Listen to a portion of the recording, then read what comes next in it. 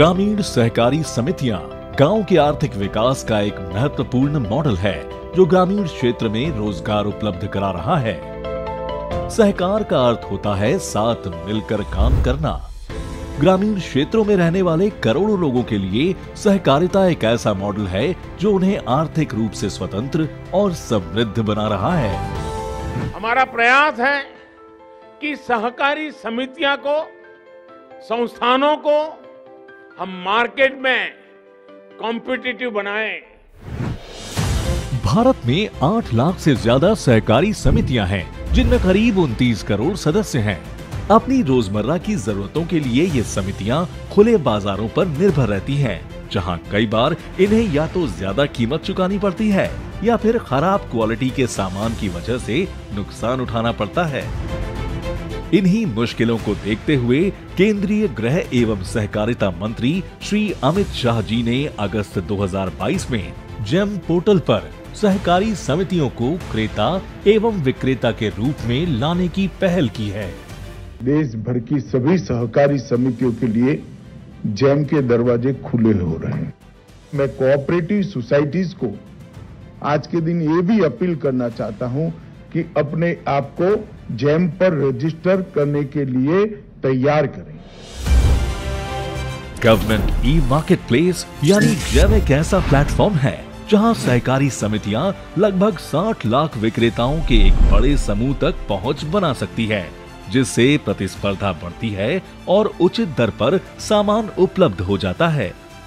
Purchase के अंदर पारदर्शिता लाने के लिए जेम से अच्छा कोई माध्यम हो नहीं सकता। मैं आपको विश्वास दिलाता हूं, आने वाले 5 सालों के बाद ये दुनिया ये मॉडल को देखेगी कि पारदर्शिता से गवर्नमेंट परचेज का मॉडल कैसे हो सकता है। जेम पोर्टल एक संगठित, पारदर्शी और भ्रष्टाचार मुक्त खरीद प्रक्रिया सुनिश्चित करता है।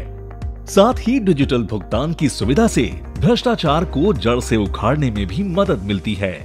जेम पोर्टल से हम काफ़ी लाभान्वित हो रहे हैं। हमें कई सारी प्रोडक्ट कॉम्पिटिटिव रेट्स पे मिल रही है। इस पारदर्शी तंत्र का फायदा उठाने के लिए कोई भी सहकारी समिति इन 4 चरणों में जेम पोर्टल पर अपना पंजीकरण आसानी से करा सकती है। प्रथम चरण में सहकारी समितियों के केवाईसी विवरण को सिस्टम में डालने के बाद उनका सत्यापन होता है, जिसके बाद प्राथमिक पंजीकरण के द्वारा उन्हें पोर्टल पर स्थान मिल जाता है। दूसरे चरण में सहकारी समितियों के रिकॉर्ड के आधार पर उनकी प्रामाणिकता की जांच होती है। तीसरे चरण में सहकारी समिति को जेम द्वारा निर्दिष्ट बैंकों में से किसी एक में जेम पूल अकाउंट खोलकर उसका विवरण जेम पोर्टल पर भरना होता है। सत्यापन और जीपीए विवरण भरने के बाद सहकारी समिति जेम पोर्टल पर खरीदारी शुरू कर सकती है। सभी सहकारी समितियों के लिए हमारा यह सुझाव होगा कि वो प्रथम चरण में ही जेम पोर्टल पर अपना पंजीकरण कराएं। लेकिन ये सब करना इतना आसान नहीं था। वाणिज्य एवं उद्योग मंत्रालय और राज्यों के साथ तालमेल बिठाना, जेम के नियमों में बदलाव लाकर सहकारी समितियों को इसमें ऑन बोर्ड करना, सहकारी समितियों में जागरूकता पैदा करना ताकि अधिक से अधिक सहकारी समितियां जेम से जुड़ सके। इन्हीं प्रयासों की वजह से अमूल, इफ्को और क्रिप्को जैसी प्रमुख सहकारी संघों को खरीदारों के रूप में जेम पोर्टल पर लाने में सफलता मिली है। हम सहकारिता मंत्रालय भारत सरकार का बहुत धन्यवाद करते हैं कि इन्होंने पूरे कोऑपरेटिव क्षेत्र को जेम पोर्टल से जोड़ा है। आज सरकार ने सहकारी समितियों के ईज ऑफ डूइंग बिजनेस प्रक्रियाओं को कारगर बनाकर देश के अंतिम छोर तक इसका लाभ पहुंचाने का संकल्प लिया है।